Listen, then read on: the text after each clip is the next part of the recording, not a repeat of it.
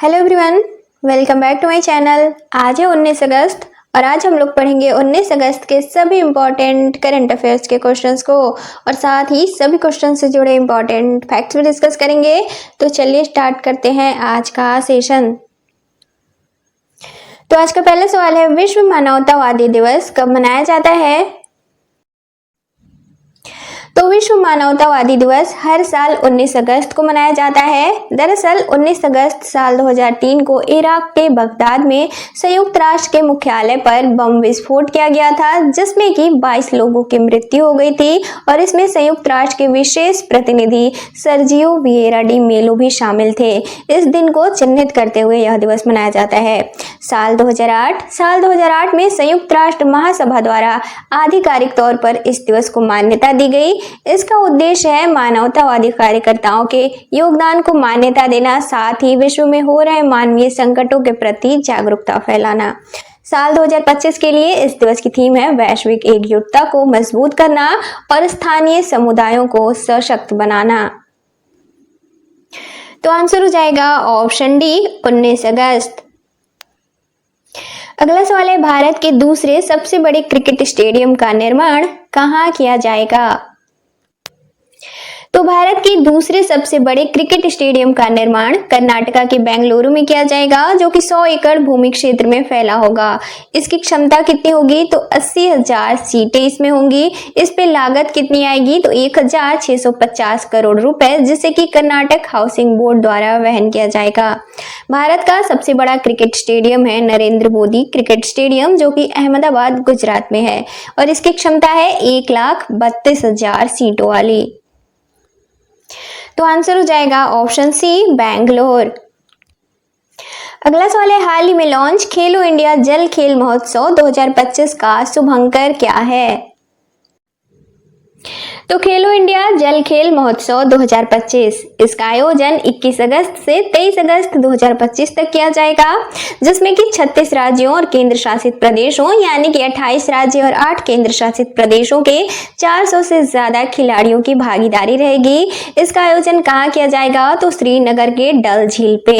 इसका शुभंकर हाल ही में लॉन्च किया गया है। तो इसका शुभंकर है हिमालयन किंगफिशर। इसके लोगों में डल झील पे एक पारंपरिक शिकारा को दर्शाया गया है, जिसके पास बर्फ से ढके पहाड़ और देवदार के पेड़ दिखते हैं। इसमें पदक स्पर्धा वाली खेलें कौन सी हैं? तो नौकायन, कैनोइंग और कयाकिंग, जबकि प्रदर्शनी खेल के तौर पे वाटर स्कीइंग, शिकारा रेस और ड्रैगन बोट शामिल हैं। तो आंसर हो जाएगा ऑप्शन बी, हिमालयन किंगफिशर। अगला सवाल है, हाल ही में उत्तराखंड सरकार द्वारा अग्निवीरों को सरकारी नौकरी में कितने प्रतिशत आरक्षण को मंजूरी दी गई है?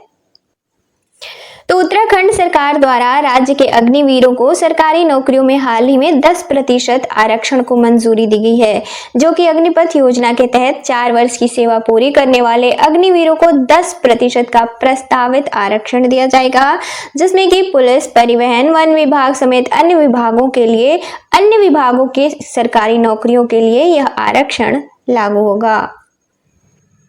तो आंसर हो जाएगा ऑप्शन ए, 10%। अगला सवाल है, हाल ही में कॉन्स्टिट्यूशन क्लब ऑफ इंडिया के सचिव कौन नियुक्त किए गए हैं? तो हाल ही में कॉन्स्टिट्यूशन क्लब ऑफ इंडिया के लिए चुनाव हुए हैं, जिसके बाद इसके सचिव राजीव प्रताप रूडी चुने गए हैं।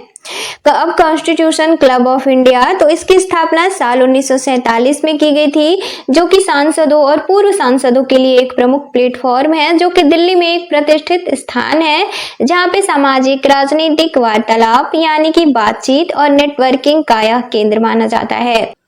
अब सचिव, तो यह क्लब के कार्यकारी संचालन का मुख्य पद है, जिसके तौर पर हाल ही में राजीव प्रताप रूडी चुने गए हैं। तो आंसर हो जाएगा ऑप्शन बी, राजीव प्रताप रूडी। अगला सवाल है, हाल ही में आईसीआईसी बैंक द्वारा नए बचत खातों के लिए न्यूनतम मासिक औसत शेष 50,000 रुपए से घटाकर कितने कर दी गई है? तो आईसीआईसी बैंक द्वारा हाल ही में नए बचत खातों के लिए न्यूनतम मासिक औसत शेष यानी कि मिनिमम एवरेज बैलेंस को 50,000 से घटाकर 15,000 कर दिया गया है। दरअसल मेट्रो और शहरी क्षेत्रों के लिए मिनिमम एवरेज बैलेंस को 50,000 से घटाकर 15,000 कर दिया गया है, जबकि अर्ध शहरी क्षेत्रों के लिए 25,000 से घटाकर 7,500, जबकि ग्रामीण क्षेत्रों के लिए 10,000 से घटाकर 2,500 कर दिया गया है। लेकिन ये कुछ खातों पे लागू नहीं होगा जिनमें की सैलरी वाले खाते हैं, साथ ही वरिष्ठ नागरिकों या फिर पेंशन धारकों के खाते, उसके बाद प्रधानमंत्री जन धन योजना वाले खाते और साथ ही विशेष जरूरतों वाले व्यक्तियों के खातों पर यह लागू नहीं होगा। लेकिन यह सिर्फ उन खातों पे लागू होगा जो कि 1 अगस्त या फिर उसके बाद खोले गए हैं, जबकि पुराने खातों के लिए पुरानी शर्तें ही लागू रहेंगी। तो आंसर हो जाएगा ऑप्शन ए 15,000। अगला सवाल है, हाल ही में जूनियर अंडर 15 राष्ट्रीय मुक्केबाजी चैंपियनशिप का खिताब किसने जीता है? तो 4th सब जूनियर अंडर 15 राष्ट्रीय मुक्केबाजी चैंपियनशिप 2025, इसका आयोजन उत्तर प्रदेश के गैलगोटियास यूनिवर्सिटी नोएडा में किया गया है हाल ही में, जिसमें कि बालिका वर्ग में विजेता टीम रही है हरियाणा की टीम, जिसने कि 5 स्वर्ण, 4 रजत और 5 कांस्य पदक जीते हैं, जबकि बालक वर्ग में भी विजेता रही है हरियाणा की टीम, जिसने कि 4 स्वर्ण, 2 रजत और 6 कांस्य पदक जीते हैं। तो आंसर हो जाएगा ऑप्शन सी हरियाणा। अगला सवाल है, हाल ही में किस राज्य सरकार द्वारा टाटो 2 नामक जल विद्युत परियोजना को मंजूरी दी गई है? तो टाटो 2 हाइड्रो इलेक्ट्रिक प्रोजेक्ट यह 700 मेगावाट क्षमता वाला एक जल विद्युत परियोजना है, जिसे कि हाल ही में लॉन्च किया गया है। इसका निर्माण कहाँ किया जाएगा? तो अरुणाचल प्रदेश के सियोमी नदी पर शियोमी जिले में। इस पे लागत कितनी आएगी? तो 8.15 करोड़ रुपए और इसके निर्माण की अवधि तय की गई है 72 महीने यानी कि 6 वर्ष। तो आंसर हो जाएगा ऑप्शन ए अरुणाचल प्रदेश। अगला सवाल है, हाल ही में स्वास्थ्य वैज्ञानिकों की अगली पीढ़ी को प्रेरित करने के लिए शाइन नामक कार्यक्रम किसके द्वारा शुरू की गई है? तो भारतीय चिकित्सा अनुसंधान परिषद यानी कि ICMR और डिपार्टमेंट ऑफ हेल्थ रिसर्च द्वारा हाल ही में शाइन नामक कार्यक्रम को लॉन्च किया गया है, जो कि प्रधानमंत्री के एक दिन वैज्ञानिक बने अभियान के अंतर्गत इसकी शुरुआत की गई है। अब शाइन, तो इसका पूरा नाम है science, health and innovation for next generation explorers. इस कार्यक्रम के तहत कक्षा 9वीं से लेकर 12वीं तक के छात्रों को लाभान्वित किया जाएगा, ताकि उन्हें स्वास्थ्य और जैव चिकित्सा अनुसंधान से परिचित कराया जा सके।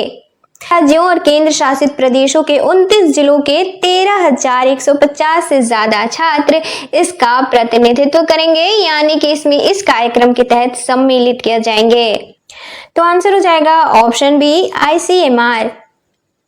अगला सवाल है, एल गणेशन किस राज्य के पूर्व राज्यपाल थे जिनका हाल ही में निधन हो गया है?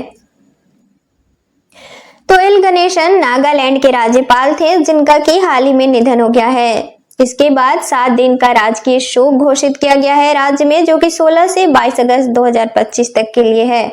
मणिपुर के राज्यपाल अजय कुमार भल्ला को नागालैंड का अतिरिक्त प्रभार सौंपा गया है और साथ ही कार्यवाहक राज्यपाल के तौर पर नियुक्त किए गए हैं नागालैंड के।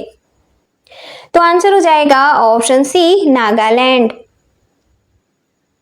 अब कल के क्वेश्चंस का रिवीजन करेंगे। तो कल का पहला सवाल था 15 अगस्त 2025 को भारतीय अंतरिक्ष अनुसंधान संगठन का कौन सा स्थापना दिवस मनाया गया है? तो इसका राइट आंसर था ऑप्शन बी 56वां। अगला सवाल था, हाल ही में जुलाई 2025 के लिए ICC महिला प्लेयर ऑफ द मंथ कौन चुनी गई हैं? तो इसका राइट आंसर था ऑप्शन बी सोफिया डंकले। अगला सवाल था, हाल ही में केंद्रीय स्वास्थ्य मंत्रालय द्वारा जारी भारत के पहले राज्य स्वास्थ्य नियामक उत्कृष्टता सूचकांक कौन सा है? तो इसका राइट आंसर था ऑप्शन बी श्रेष्ठ। अगला सवाल था, हाल ही में विश्व खेलों में वुशु में भारत के लिए पदक जीतने वाले पहले भारतीय कौन बने हैं? तो इसका राइट आंसर था ऑप्शन ए नम्रता बत्रा। अगला सवाल था, हाल ही में पूर्वी भारत की पहली AC लोकल ट्रेन की शुरुआत कहाँ की गई है? तो इसका राइट आंसर था ऑप्शन डी पश्चिम बंगाल। अगला सवाल था, हाल ही में वेस पेस का निधन हो गया है, किस खेल से संबंधित है? तो इसका राइट आंसर था ऑप्शन बी हॉकी। अगला सवाल था, हाल ही में किस राज्य सरकार द्वारा आधिकारिक संचार में हरिजन शब्द के प्रयोग पर प्रतिबंध लगा दिया गया है? तो इसका राइट आंसर था ऑप्शन ए ओडिशा। अगला सवाल था संयुक्त राष्ट्र महासभा के 80वें सत्र में किस देश द्वारा फिलिस्तीन को औपचारिक रूप से मान्यता देने की घोषणा की गई है? तो इसका राइट आंसर था ऑप्शन सी, ऑस्ट्रेलिया। अगला सवाल था हाल ही में थायु मानवर योजना की शुरुआत किस राज्य सरकार द्वारा की गई है? तो इसका राइट आंसर था ऑप्शन डी, तमिलनाडु। अगला सवाल था हाल ही में शुरू की गई प्रधानमंत्री विकसित भारत रोजगार योजना की अवधि कब तक के लिए है? तो इसका राइट आंसर था ऑप्शन सी, 31 जुलाई 2027।